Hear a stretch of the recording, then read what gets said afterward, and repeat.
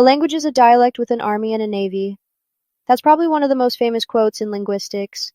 When I first heard it, I honestly thought it made absolutely no sense. What does the military have to do with language? Surely linguists decide what's a language and what's a dialect, not governments, not politicians, not armies, right? Well, imagine this. People from Sweden and Denmark can often understand each other without too much difficulty, but people speaking Mandarin Chinese and Cantonese Chinese usually cannot. So here's the question. Why are Swedish and Danish considered two different languages, while Mandarin and Cantonese are often called Chinese dialects? By the end of today's episode, you'll see that the answer has surprisingly little to do with linguistics alone.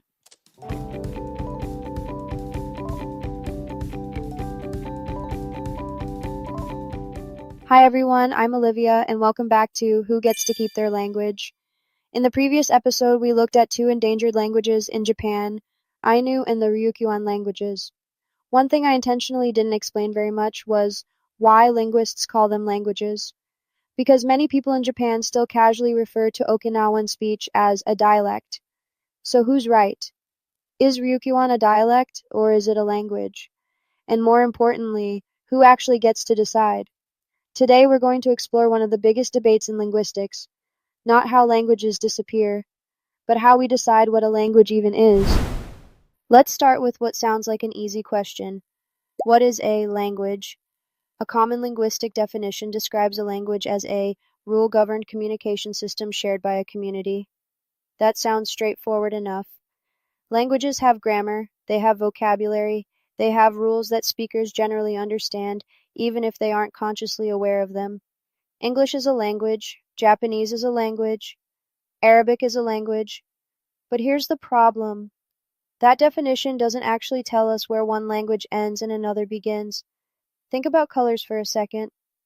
Most of us agree that blue and green are different colors, but where exactly does blue stop becoming blue and start becoming green? There's no single point that everyone agrees on. Languages can be surprisingly similar, or surprisingly different. Sometimes they change gradually across geography. Sometimes politics changes faster than language itself, and that's why defining a language turns out to be much harder than it first appears. Now let's talk about dialects. When people hear the word dialect, they often imagine someone from the countryside, maybe an elderly person speaking in a way that's difficult to understand, or maybe they think of a strong regional accent. But in linguistics, the word means something much broader. A dialect is simply a variety of a language spoken by a particular community. That means everyone speaks a dialect. You do. I do. News presenters do. Politicians do. There isn't a single person on earth who speaks a language without speaking some variety of it. Someone living in London speaks a dialect of English. Someone living in Texas speaks another. Someone living in Delhi speaks a variety of English that has developed through its own history and community. None of these are incorrect English. They're simply different varieties of the same language. The same is true in French. Someone from Paris doesn't speak exactly the same French as someone from Nice. Vocabulary changes, pronunciation changes, expressions change, sometimes even grammar changes, yet they're all speaking French. A dialect isn't a broken version of a language. It isn't slang, and it certainly isn't bad grammar. It's simply the natural way language develops whenever communities become separated by geography, history, or society. In fact, if every community spoke exactly the same way, linguists would probably find that much stranger. Variation is normal. Variation is what languages naturally do. At this point, you might be wondering, what's the difference between an accent and a dialect? People often use those words interchangeably, and in everyday conversation, that's usually not a big problem. But personally, I like to think of them slightly differently. An accent mainly refers to pronunciation, how you pronounce vowels, how you pronounce consonants, your rhythm, your intonation. For example, someone from Australia and someone from Canada may pronounce the same English sentence differently, even if they use exactly the same grammar. A dialect goes a little further. It can include pronunciation, but it also includes vocabulary, grammar, and sentence structure. For example, American English and British English don't only sound different, they also use different words. Apartment becomes flat. Elevator becomes lift. Vacation becomes holiday. Sometimes grammar differs too. Of course, not every linguist defines accent and dialect in exactly the same way. Like many topics in linguistics, there isn't always complete agreement, but thinking of accent as mostly pronunciation and dialect as pronunciation plus grammar and vocabulary is a useful place to start. At this point, everything we've talked about seems fairly logical. Languages are communication systems. Dialects are varieties of languages. Accents mostly involve pronunciation. Simple. Except the moment we start asking whether two varieties belong to the same language, everything begins to fall apart. If two people can understand each other, are they speaking dialects? If they can't, are they speaking different languages? That seems like a reasonable rule. In fact, many people, including many linguists, have used exactly that idea. It's called mutual intelligibility, and at first glance it sounds like the perfect solution. But as we'll see next, even that rule has some very surprising exceptions. So let's go back to the question we ended with. If two people can understand each other, are they speaking the same language? This idea is called mutual intelligibility, and on paper it sounds like a pretty good definition. If two speakers can communicate naturally without having to learn each other's speech, then maybe they're speaking different dialects of the same language. And if they can't understand each other at all, then maybe they're speaking different languages. Simple. Or not quite. Because almost as soon as linguists started using this idea, they found exceptions. Lots of them. One of my favorite examples comes from Scandinavia. If you've never heard Swedish and Danish before, here's a short clip of each. Hej! Johanna heter jag och idag kommer jag att prata mitt modersmål som är svenska. Ja! Svenska är ett härligt språk att kunna tycker jag. Vi har fina tonaliteter. Jag får i alla fall ofta höra av personer som inte pratar svenska att det låter som att jag sjunger när jag pratar.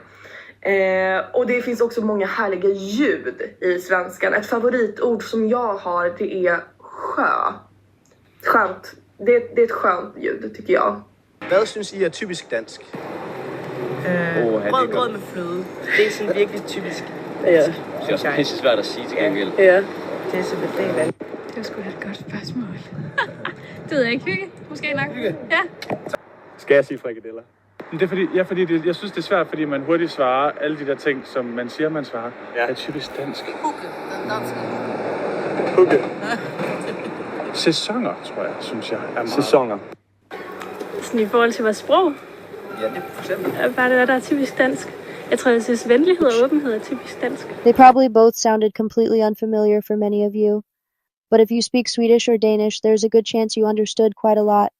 Swedish and Danish belong to the North Germanic language family. They share a long history, a great deal of vocabulary, and many grammatical features. Although the pronunciation can be quite different, many speakers, especially those who live near the border or are used to hearing the other language, can hold conversations without switching languages. There's actually a television series that uses this idea really well. It's a Scandinavian crime drama called The Bridge, or Bron Broen in Swedish and Danish. The story begins with a body being found on the bridge connecting Sweden and Denmark. Because the crime scene is literally on the border, a Swedish detective and a Danish detective have to work together. Here's the interesting part. The Swedish detective speaks Swedish. The Danish detective speaks Danish. Neither of them switches languages. They simply keep speaking their own language throughout the series. And somehow, they understand each other. When I first found out about that, I thought, wait, how is that possible? Because I'm used to thinking that if two people are having a conversation, they must be speaking the same language. But they're not. They're each speaking their own. So now we have our first problem. If Swedish and Danish speakers can often understand each other, why are Swedish and Danish considered separate languages? Now let's look at another example. This time, let's go to China. Many people grow up hearing that China has many dialects, Mandarin, Cantonese, Shanghainese, Hokkien, and many others. But here's something that surprises a lot of people. A person who only speaks Mandarin generally cannot have a spoken conversation with someone who only speaks Cantonese. The pronunciation is different, the grammar has differences, the vocabulary differs. They're not mutually intelligible in everyday speech. So according to the definition we just learned, shouldn't they be considered different languages? From a purely linguistic perspective, many linguists actually do classify them as separate languages within the Sinitic language family. But in everyday life, especially within China, they're often referred to as dialects of Chinese. Why? Well, now we're leaving linguistics and entering politics, history, and identity. Because sometimes what people call a language isn't only about whether speakers understand each other, it's also about how societies understand themselves. This brings us back to the quote we heard at the very beginning. A language is a dialect with an army and a navy. This quote is usually attributed to the linguist Max Weinreich, who popularized a Yiddish saying in the mid-20th century. Of course, he wasn't saying that armies literally create languages. He was making a much deeper point. Sometimes the difference between a language and a dialect isn't decided by grammar, or vocabulary, or pronunciation. It's decided by political power. Imagine two communities that speak almost the same way. If they become part of the same country, people may simply call them dialects of one language. But if those same communities become separate countries, suddenly people might start calling them different languages. Not because the speech changed overnight, but because the political situation changed. In other words, language isn't only something people speak, it's also something people identify with. And that identity can become incredibly important. One of the clearest examples of this happened in the Balkans. Until the early 1990s, there was a country called Yugoslavia. Within Yugoslavia, many people spoke what was commonly called Serbo-Croatian. Of course, there were regional differences. People in different areas pronounced certain words differently or preferred different vocabulary. But overall, linguists generally treated it as one language with several standard varieties. Then Yugoslavia broke apart. Following a series of wars, new independent countries emerged, including Croatia, Serbia, Bosnia and Herzegovina, and later Montenegro. Each new country began developing its own national identity, and language became part of that identity. Today we usually talk about Croatian, Serbian, Bosnian, and Montenegrin as separate languages. Schools teach them separately. Governments publish official dictionaries separately. Television and official documents use different standards. But here's what's fascinating. Most speakers can still understand one another extremely well. If a person from Croatia watches Serbian television, they usually don't need subtitles. If someone from Bosnia speaks with someone from Montenegro, communication is generally not a problem. So, did the language suddenly split into 4 different languages overnight? Not really. The grammar didn't suddenly change. The vocabulary didn't suddenly become unrecognizable. What changed was history, politics, national identity. This is exactly what Max Weinreich's quote is getting at. The boundaries between languages are sometimes drawn not by linguists, but by the histories of the people who speak them. At this point, you might be wondering, so are linguists just making this up? Not at all. Linguists absolutely study grammar, pronunciation, vocabulary, and mutual intelligibility. Those things matter. But they also recognize that language exists in society, and society doesn't always fit neatly into scientific categories. If you only look at grammar, you miss history. If you only look at politics, you miss linguistics.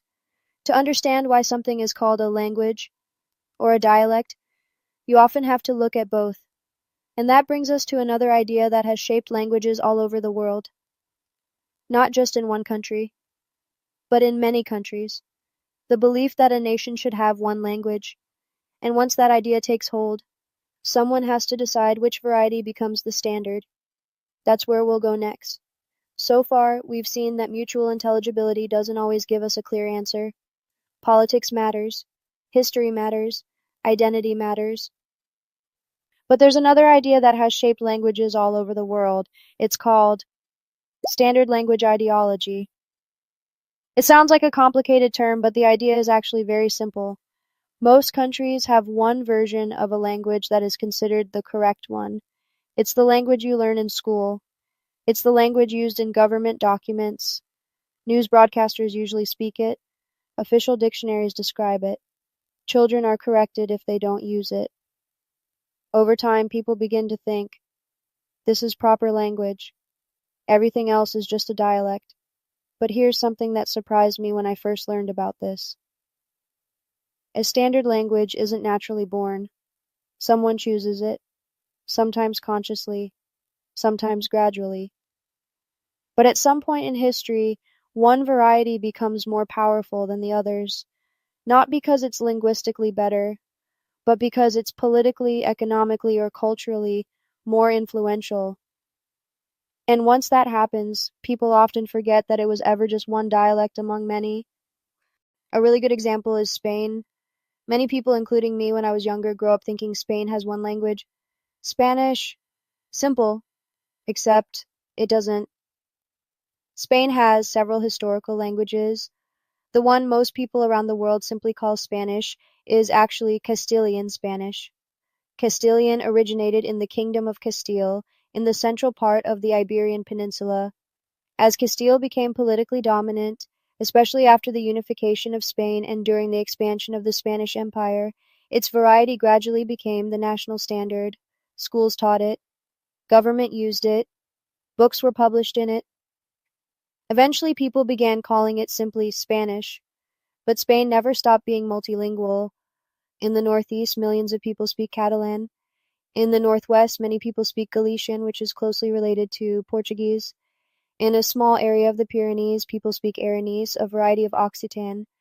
And then there's Basque. Basque is probably one of the most fascinating languages in Europe. Unlike Catalan, Galician, or Spanish, Basque isn't related to the Romance languages at all.